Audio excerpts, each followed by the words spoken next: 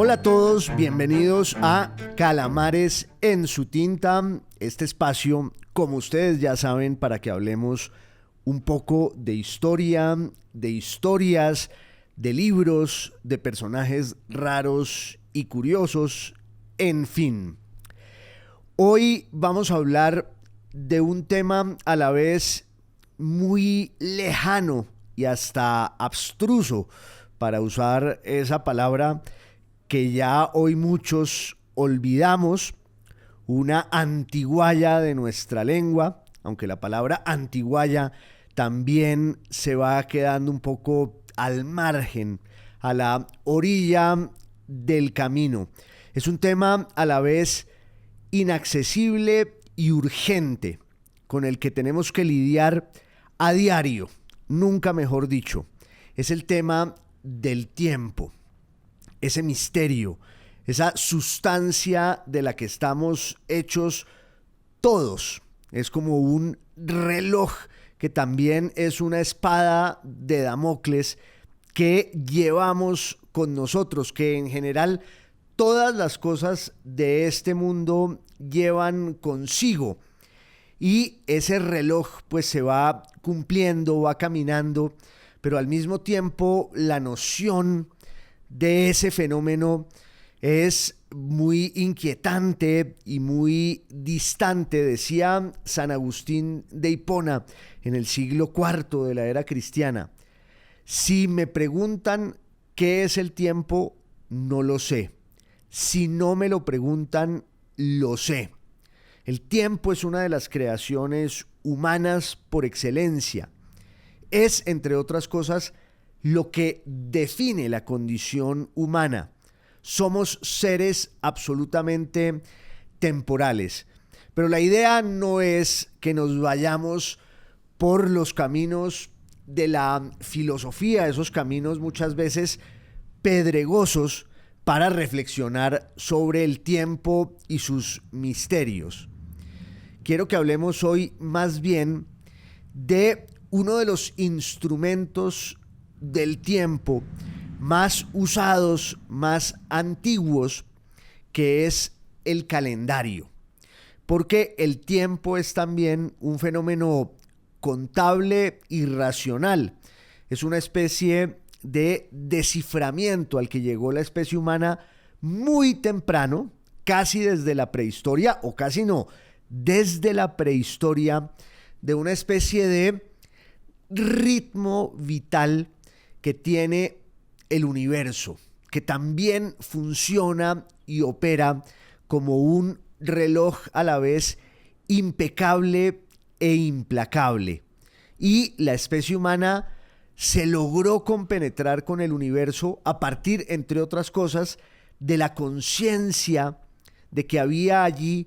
un ritmo que puede ser también musical, porque la música no es sino eso, la suma entre la belleza, la poesía, las matemáticas y el tiempo. De suerte que hoy quiero que hablemos del calendario y sobre todo del calendario que nos rige todavía hoy, el llamado calendario gregoriano, que es una especie de norma cristiana que se da en el siglo XVI de nuestra era, pero que terminó abarcándolo todo, trascendió, desbordó los límites de la cristiandad misma y es un calendario con el que funciona el mundo entero, aunque haya ámbitos culturales en los cuales existan también otras formas de medir y de contar el tiempo. Las fechas más o menos globales están determinadas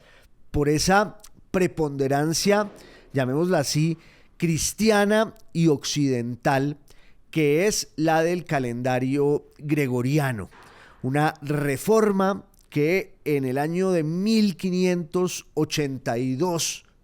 impuso a través de una bula, de un decreto papal y pontificio, el Papa Gregorio XIII. Alguna vez de pasada había hablado de ese tema aquí en Calamares en su tinta y un amable corresponsal me pidió que ahondáramos en esa historia, en ese relato que puede llegar a ser no solo pues sorprendente, espero que lo sea, raro y curioso de pronto, pero también aleccionador, porque nos invita a pensar en la relación que hay entre un hecho aparentemente objetivo y racional, como el tiempo y su medición, y fenómenos que son políticos, culturales, religiosos, porque eso es lo otro. El tiempo es también un instrumento conmemorativo, es un instrumento ritual que tiene que ver con el folclore, que tiene que ver con los hábitos y los mitos y las creencias de los pueblos, y dentro de esas creencias y esos mitos, por supuesto, el mito religioso es uno de los más importantes y determinantes, más allá de si creemos o no en esos mitos como un hecho social, político y cultural, siempre están allí presentes, y la estructura del tiempo, no pocas veces, tiene que ver con los mandatos y las conmemoraciones y los fastos de la religión y de las religiones. El tiempo, repito, es una especie de ritmo universal que se impone por sí mismo. Hay una serie de movimientos que determinan esa noción que a veces puede llegar a ser circular, repetitiva, y que va marcando allí unas constantes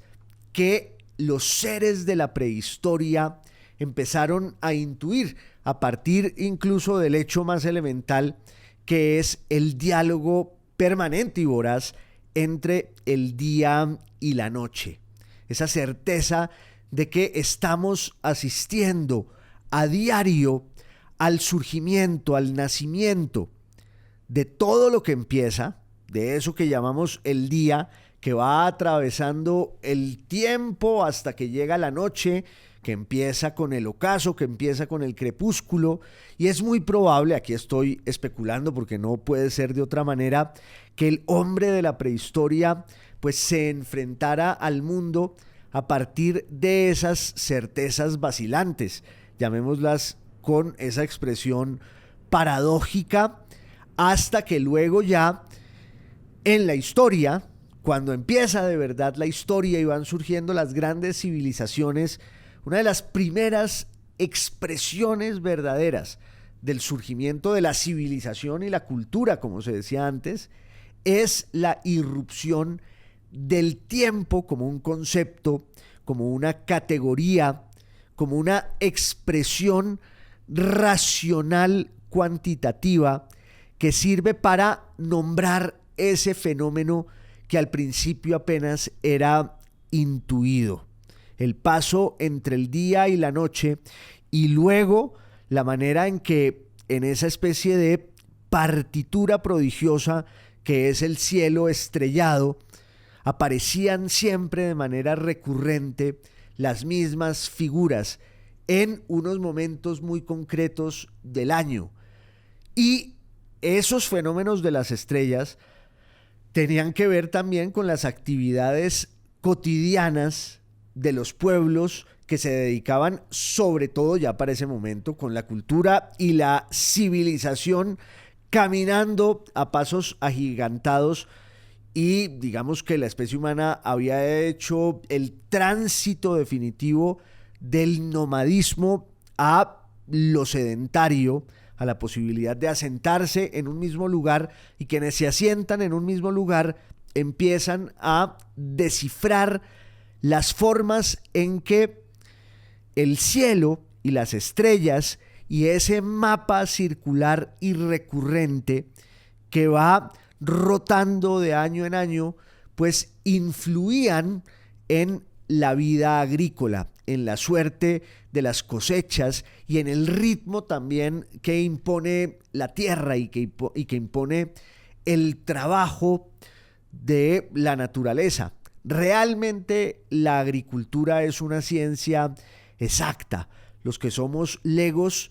los que somos ignorantes en esa materia, como en todas las demás, pensamos que puede llegar a ser muy fácil, y solo cuando nos asomamos de verdad a ese imperio inequívoco de la naturaleza con sus leyes y mandatos, que eso se ve con toda claridad en la agricultura, pues entendemos que esa es una ciencia exacta, repito, dentro de la cual está esa dimensión contable y siempre fugaz del tiempo que va transcurriendo. Un poeta latino decía así: huye sin remedio el tiempo. Esa es la sensación que tenemos, y sobre esa especie de abismo que vive la especie humana, que está hecha de tiempo, pues se ha escrito muchísimo. Se ha escrito filosofía, se ha escrito poesía, se han escrito novelas extraordinarias. La mejor de ellas quizás En busca del tiempo perdido, de Marcel Proust, que es una reflexión como no hay otra sobre ese destino del ser humano a partir de la conciencia del tiempo que se escapa, que nunca vuelve y que solo puede ser rescatado con los recuerdos, con la memoria. Ya lo había dicho yo alguna vez aquí: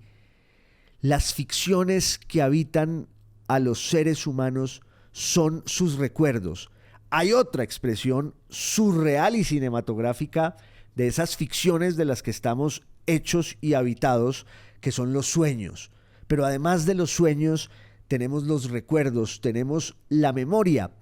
que siempre los vamos recreando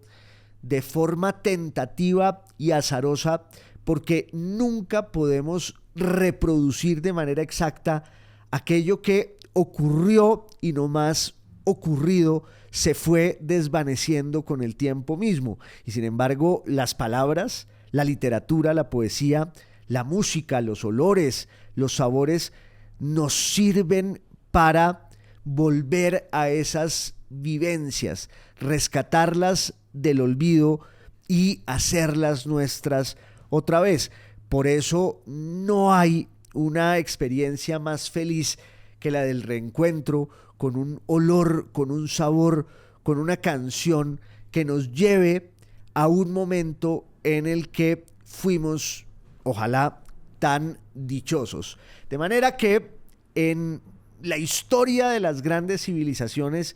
el tiempo es una expresión definitoria de lo que esas civilizaciones fueron. Los sumerios, los babilonios, los caldeos, los egipcios, por supuesto los griegos. Hay además como unas estructuras del tiempo que son naturales, por ejemplo el año, los movimientos de la luna, el movimiento de la Tierra alrededor del Sol. Incluso cuando se pensaba que era el contrario y que era el Sol el que le daba la vuelta a la Tierra, pues de todas maneras había allí, ya digo, una expresión natural, cíclica, recurrente, circular, que eso se expresa también en las constelaciones y en las posibilidades que nos regala la astronomía como para descifrar esa música de las esferas. La llamó un autor latino, Plinio el Viejo, entre otros, que señalaba cómo en ese diálogo perfecto, en ese movimiento sinfónico del universo, había una música implícita, que era también una música perfecta. Y entonces la astronomía nos conecta con la música de las esferas. No voy a hablar de la astrología, aunque sé que hay muchos que creen en ella. Yo mismo tengo mis dejos supersticiosos, y hay aspectos de la astrología que me fascinan, que me interesan muchísimo, porque además en la modernidad se estableció una diferencia, una frontera tajante entre la astrología como una especie de saber intuitivo y esotérico, y la astronomía como un saber científico, riguroso, determinado, por eso que también surge con la modernidad, que es el llamado método científico, la experimentación, la puesta a prueba siempre de las hipótesis y las teorías que no se basan solo en argumentos de autoridad religiosos o políticos para imponerse, sino que hay un territorio allí que es el de la experiencia y la experimentación para que esas hipótesis y teorías pues se demuestren o se refuten. Y entonces la ciencia se va volviendo el gran relato épico del mundo moderno hasta llegar pues a unos extremos casi aberrantes, por supuesto deslumbrantes, llenos de conquistas maravillosas para la especie humana. Y en la modernidad se produce entonces como esa ruptura entre la astronomía y la astrología. Pero en la astronomía, decía Plinio el Viejo, podemos conectarnos con esa sinfonía, con esa música de las esferas. Y entonces el tiempo podía ser medido, cuantificado, ponderado a partir de unos fenómenos naturales y también de unas invenciones un poco artificiales para precisar y depurar esa visión rítmica y cíclica del tiempo, que se expresa sobre todo en el calendario, que es una forma de contar el tiempo, de medirlo, de irlo colonizando y poblando para que nuestra vida tenga un orden que coincida de pronto con el orden del universo, porque el ser humano necesita esa racionalidad de muchas maneras, pero la racionalidad más urgente e imperiosa que se le presenta al ser humano desde que nace es la del tiempo. Y el tiempo entonces es un relato, es también de alguna manera una ficción, como para no entrar en esas discusiones inaccesibles e imposibles para nosotros los ignorantes de la física y todos los avances que la física ha logrado sobre el concepto del tiempo, pero el tiempo es una ficción que se nos impone, es una ficción cultural, es una ficción social, es una ficción jurídica y la necesitamos desde que nacemos. Estamos siempre saltando, chapoteando en el calendario, que entre otras cosas ese nombre viene de la tradición romana, de la tradición latina, de uno de los nombres de los días en la antigüedad de Roma, que eran las famosas calendas. Y obvio, el primer referente tiene que ser ese de pronto, el de Roma. Ya mencioné los antecedentes babilonios, sumerios, chinos, en las culturas originarias de América, los mayas, los aztecas, en la India antigua, en el mundo griego, por supuesto en la tradición judía. Había muchos calendarios, muchas formas de medir, ensillar y cuantificar el tiempo, pero lo más cercano a lo que tenemos todavía hoy es ese calendario que se inventa o más bien reconstruye y reforma Julio César cuando llega al poder en la República Romana. Y ustedes saben que ese hecho pues fue el resultado de una guerra civil entre César y sus socios de la víspera, que luego se vuelven sus enemigos, y es una disputa política, ideológica, en la que por el camino de la guerra Julio César termina triunfando, llega al poder en Roma. La idea era que Julio César caminaba hacia el restablecimiento de la monarquía, que era la institución, la forma de gobierno con la que se funda Roma y que va a durar por mucho tiempo hasta que viene una revolución y los patricios romanos terminan desalojando a los reyes del poder y entonces surge la república. Dicen los que saben que en el año 509 a.C. se trata obviamente de una invención cronológica, se trata de una especie de ficción del tiempo para poder ubicarnos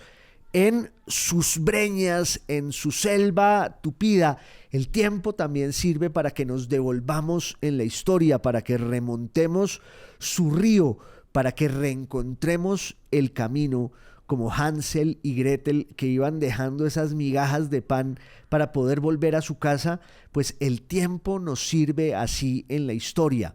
para encontrar una especie de orden lógico y racional en ese relato muchas veces confuso y avasallante. De manera que en la historia de la República Romana, pues el origen está en ese año 509 y más o menos hacia los años 50 antes de Cristo, Julio César va tomándose el poder, él que venía de una familia aristocrática romana e iba camino al desmonte de la República y a fundar un imperio, una monarquía otra vez. Por eso, entre otras, y no estoy justificando nada, pero es un poco el relato de la historia, quienes se sienten amenazados por las ambiciones dictatoriales, monárquicas e imperiales de Julio César, urden una conspiración y lo matan. Pero antes del asesinato de Julio César, que si no me equivoco fue en el año 44 a.C., otra vez la necesidad del tiempo y sus precisiones y sus trampas. Antes de eso, y ya con el poder de Roma en sus manos, Julio César logró grandes transformaciones en la vida romana, y una de ellas fue modificar el calendario con el que se movían y funcionaban y vivían y sobrevivían los romanos, que era en lo fundamental un calendario lunar. Y entonces Julio César plantea el tránsito del calendario lunar al calendario trópico, al calendario solar, en el que obviamente queda mucho más clara esa relación entre la Tierra y el Sol, ese matrimonio indisoluble que determina el movimiento, ya sea del Sol alrededor de la Tierra, como lo creyeron muchos en la antigüedad, o de la Tierra alrededor del Sol, como lo intuyeron también muchos antes de la gran revolución astronómica de la modernidad, con personajes como Copérnico, Galileo, Kepler, etc. Pero que la Tierra era redonda y esférica sí se sabía desde la antigüedad, sin confusiones ni problemas. Y que girara alrededor del Sol, pues podía ser una hipótesis que acariciaron muchos de esos sabios que se ocupaban de las estrellas y las claves que hay siempre allí, repito, en ese libro abierto, en esa especie de partitura que también es un mapa con el cual los navegantes podían sortear siempre los mares y sus acechanzas. Otra de esas palabras ya perdidas como el tiempo. Lo cierto es que Julio César decide cambiar el calendario lunar romano al calendario solar, para lo cual llama a un sabio que venía del mundo caldeo, es decir, de Babilonia, que eran pues los grandes expertos en cuestiones astronómicas y en cuestiones cronológicas, un sabio que se llama Sosígenes. De él nos cuenta Plutarco, que fue un historiador romano, pero que escribía en lengua griega, que es pues uno de los grandes narradores de todas estas historias del mundo latino que va camino a la construcción de ese imperio que de alguna manera y por muchas vías llega y dura hasta hoy. Lo cierto es que Julio César en el año 49 a.C., dice Plutarco, llama a Sosígenes, este gran sabio caldeo, y le ordena que transforme el calendario romano y que lo vuelva un calendario solar de 365 días y un poco más, porque claro, el giro, la vuelta que la Tierra le da al Sol, dura eso, 365 días y un poco más. No es una cifra exacta, por lo cual se va dando el problema de que esas fracciones de tiempo que van quedando allí, gravitando y latiendo y volando, pues con el pasar de los días, los años, los siglos, los milenios, se van a ir acumulando y van a abrir una brecha entre el tiempo de los hombres y el tiempo de las estrellas, el tiempo del universo, que es exacto, que es implacable y que determina los rituales religiosos, culturales y agrícolas de los pueblos y de las culturas. Por eso la astronomía era una ciencia muy necesaria en esa sociedad premoderna y obvio también después en la sociedad moderna, pero por otras razones. Pero en el mundo premoderno, la condición ritual del tiempo vinculado con los ciclos de la agricultura hacía que ese conocimiento, que podía llegar a ser un conocimiento esotérico y sacerdotal, pues fuera también un conocimiento de una utilidad política muy profunda. Y entonces viene la reforma del calendario romano y desde ahí ese calendario se va a llamar el calendario juliano, porque lo impuso Julio César 5 años antes de que lo mataran sus enemigos y aliados de la víspera, políticos en esa Roma republicana que iba camino igual a volverse un imperio cuando llegó el sobrino, nieto e hijo adoptivo de Julio César a recoger un poco del piso ensangrentado su herencia para fundar él sí un imperio de verdad, que es lo que va a lograr Octaviano Augusto en el año 27 antes de Cristo, pero después, además de haberse tomado el poder en Roma y de haber derrotado a todos sus enemigos en la guerra y en la política, y entonces se da la transformación del calendario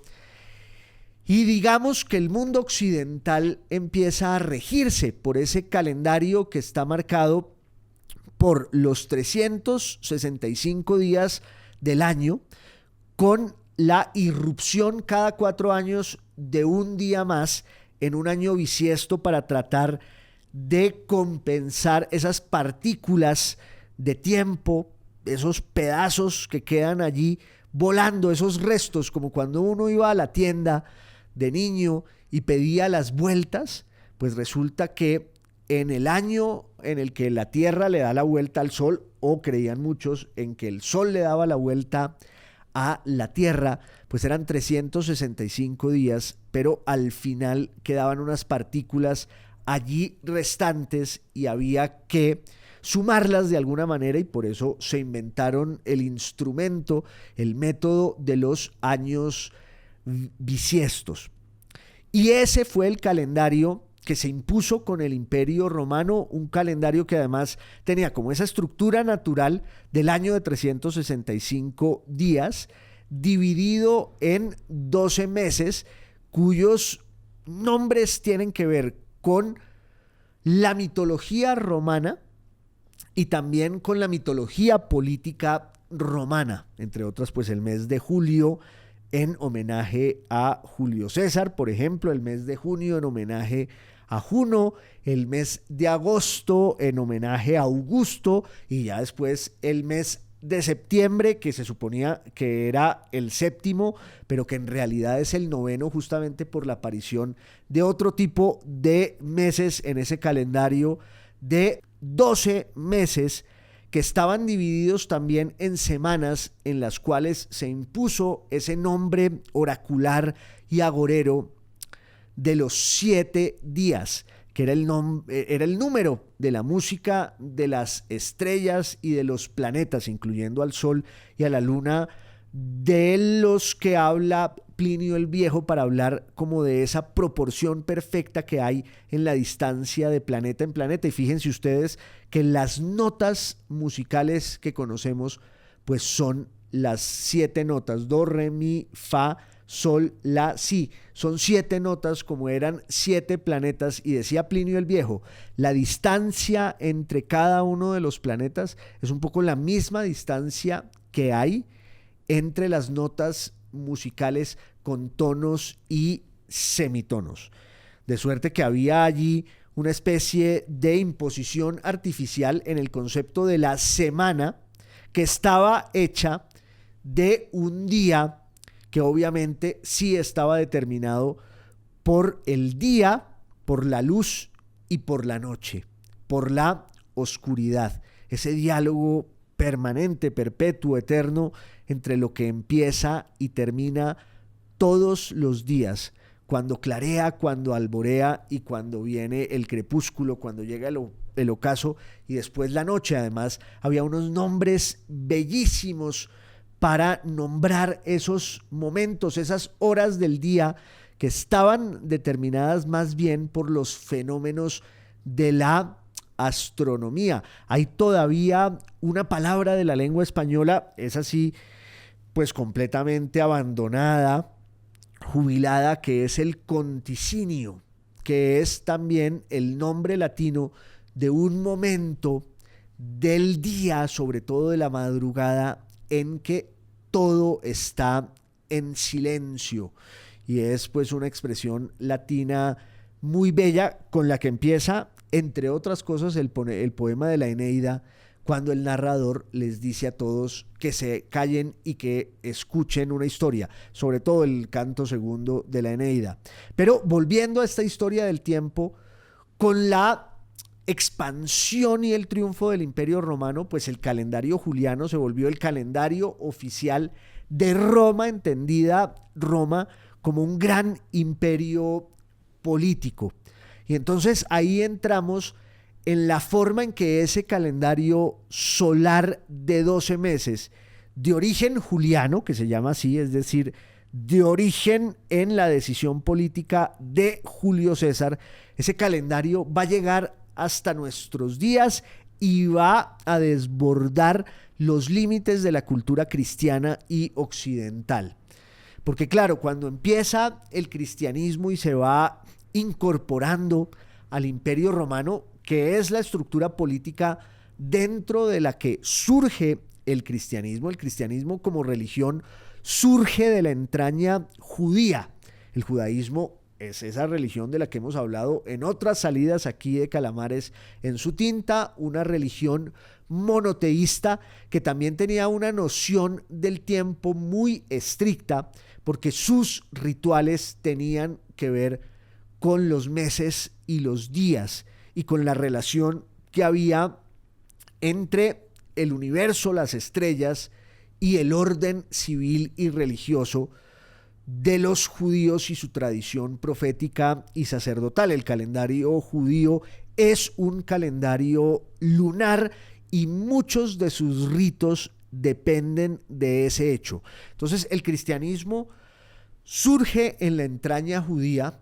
porque Jesús es la expresión mayor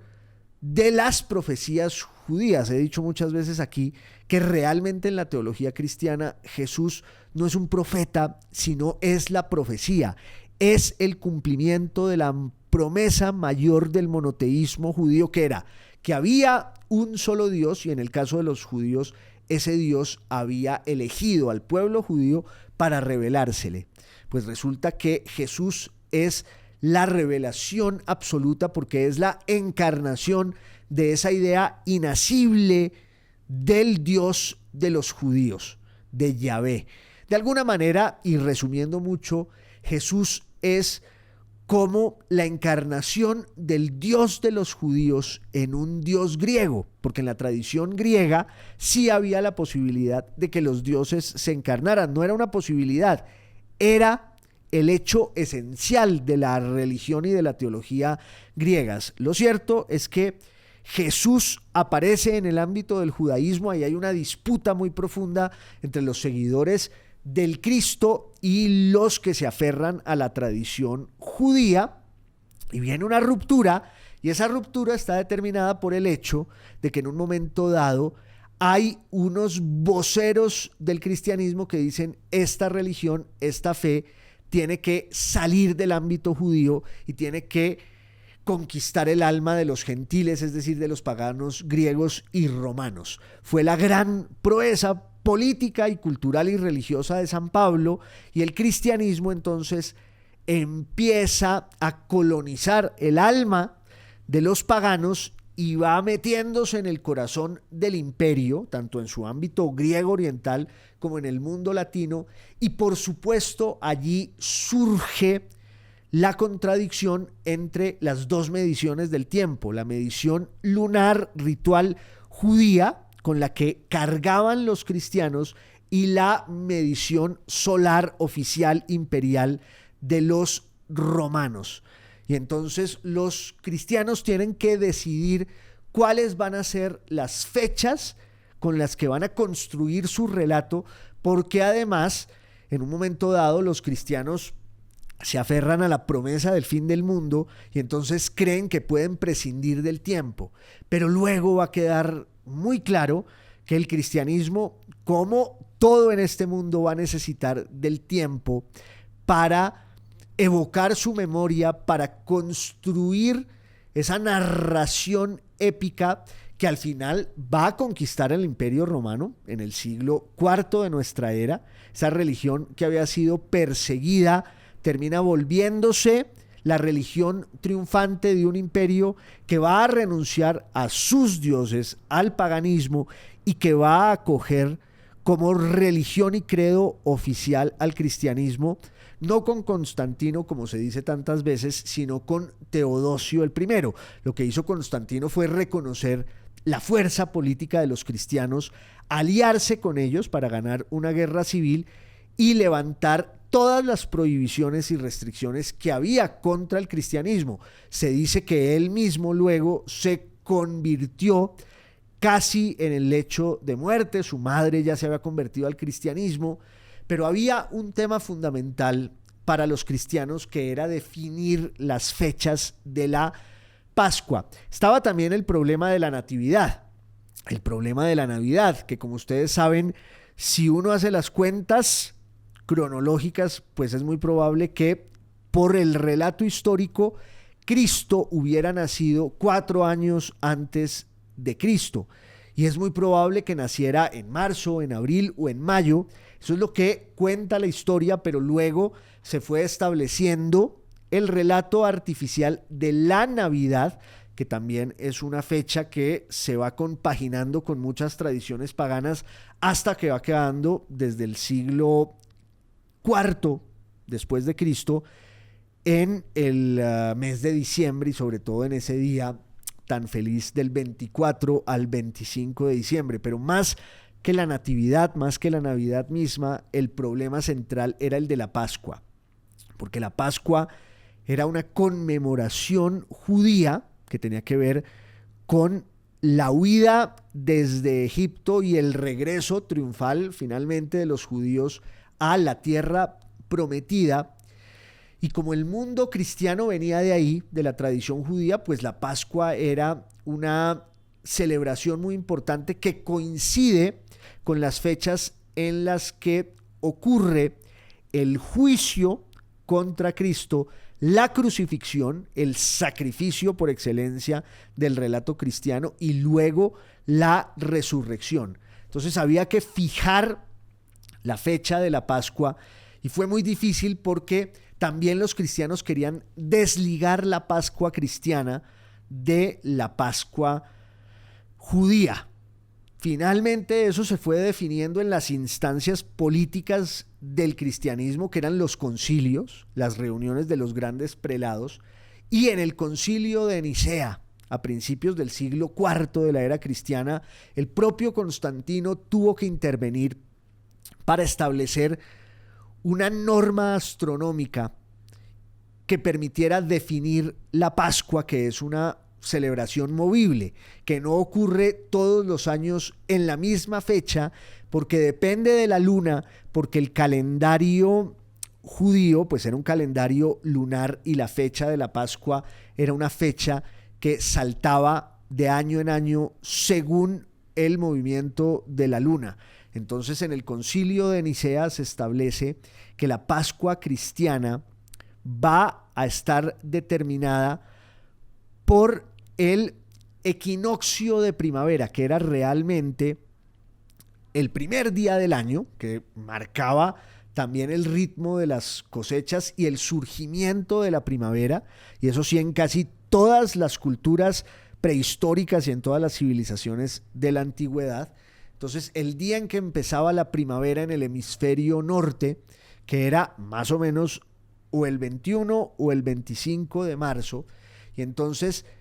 el primer domingo después de la primera luna llena, después del equinoccio de primavera, el equinoccio de primavera es el momento, cuando hablamos del hemisferio norte, pues en el norte, y en el hemisferio austral, en el sur, es el momento en el que la Tierra está más cerca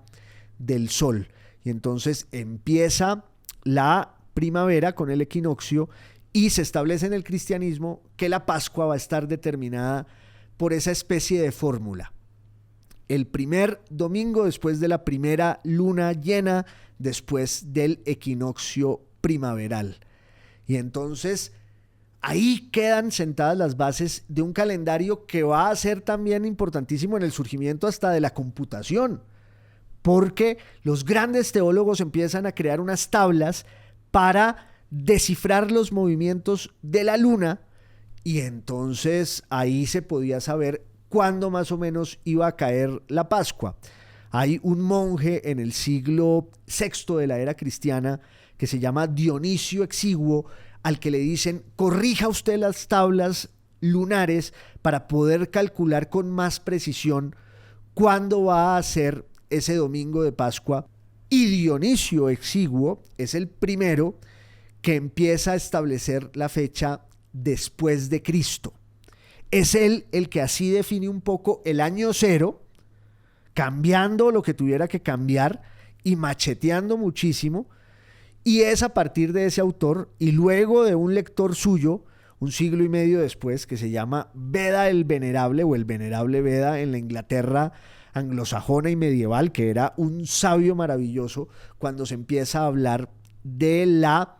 fecha después de Cristo, ese divorcio de las aguas entre una historia antes de Cristo y una historia de la era cristiana. Lo cierto es que así funcionó todo durante años, durante siglos, pero ya en la Baja Edad Media estaba clarísimo que ese instrumento de los años bisiestos no servía del todo para compaginar el tiempo que había en la Tierra y el tiempo de las estrellas. Eran cada vez más erráticos los cálculos entre los dos relojes, el del cielo y el de la Tierra. Y en el siglo XVI, el Concilio de Trento establece que se haga una reforma del calendario para solucionar ese problema. Quien va a llevar a cabo esa reforma en los años 80 del siglo XVI es un gran personaje que llega al papado, que se llama Ugo Buon Compagni, Gregorio XIII, que crea una comisión para que se resuelva el problema de el reloj estelar y el reloj de la Tierra. Es una comisión que va a trabajar muchos años y que, entre otras, se enfrenta con un episodio que es de leyenda, y es que el Papa llevó a un salón que había hecho en el Vaticano, en esa Torre de los Vientos, que parece como un nombre para otra cosa, y que la hizo Ignacio Danti, su gran arquitecto y artista, que fue el que pintó también los mapas que están en el vestíbulo cartográfico del Vaticano. Pues este señor hizo una torre en la que había un instrumento para medir el viento y había en el piso un reloj de sol y el Papa hizo una ceremonia para que un día el rayo de luz, cuando empezaba la primavera, cayera en Aries, y resulta que cayó en otro lado, y entonces ahí entendieron que era fundamental de tajo quitarle 10 días al calendario, que eso fue lo que hizo, entre otras cosas, el Papa Gregorio XIII. Es una reforma complejísima del calendario, pero que incluyó quitarle al calendario de ese año 1582 10 días. Se promulgó la bula que se llama Inter Gravissimas en febrero de 1582, y la decisión es que esos días se le quitaran al mes de octubre, que era el que tenía menos mártires y menos santos, para que no hubiera el problema de que muchos se quedaran sin celebración en ese tiempo, cosa que además fue pues un bálsamo para los deudores, que tenían que pagar una deuda, digan ustedes, el 7 de octubre o el 8 de octubre, el mes que se escogió fue el mes de octubre, ya dije, y entonces el Papa dice, el jueves será 4 de octubre y el viernes será 15 de octubre. Entonces los que cumplían años pues se quedaron sin regalo, aunque serían un año más jóvenes. Los que tenían que pagar deudas no las pagaron. Los que tenían que cobrarlas se fueron a hacer huelga en el Vaticano, y a partir de ese momento surge este calendario que todavía hoy llamamos el calendario gregoriano, que nos rige en el mundo occidental y cristiano, pero que también se extendió a todas las demás culturas, a todas las otras civilizaciones. Ahora, lo interesante es que la andadura de ese calendario pues estaba determinada por la dificultad de las comunicaciones de aquel tiempo. No era este mundo global de los trinos desaforados y las decisiones inmediatas, casi las noticias antes de que ocurran los hechos mismos. No, en ese tiempo pues había la dependencia de las cartas, de los correos, y entonces el Papa impone su decisión, que se cumple en el mundo católico, en Francia a regañadientes, en España, que habían propiciado esa reforma, el rey Felipe II, dichosos, pero fíjense ustedes el caso de Felipe II, que era también el rey de las Indias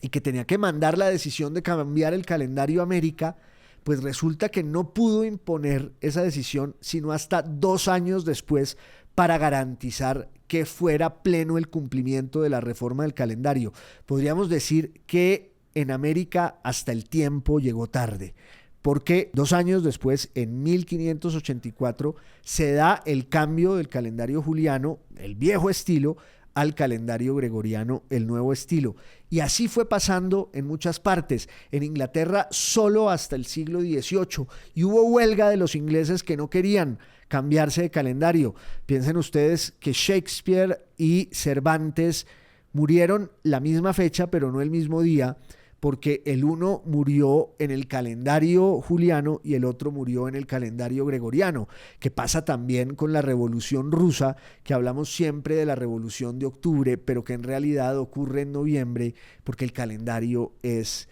distinto. Al final se trata de ese diálogo, repito, entre unas nociones astronómicas de las que no somos conscientes, porque andamos todos ya con el reloj a cuestas y en el bolsillo, y tenemos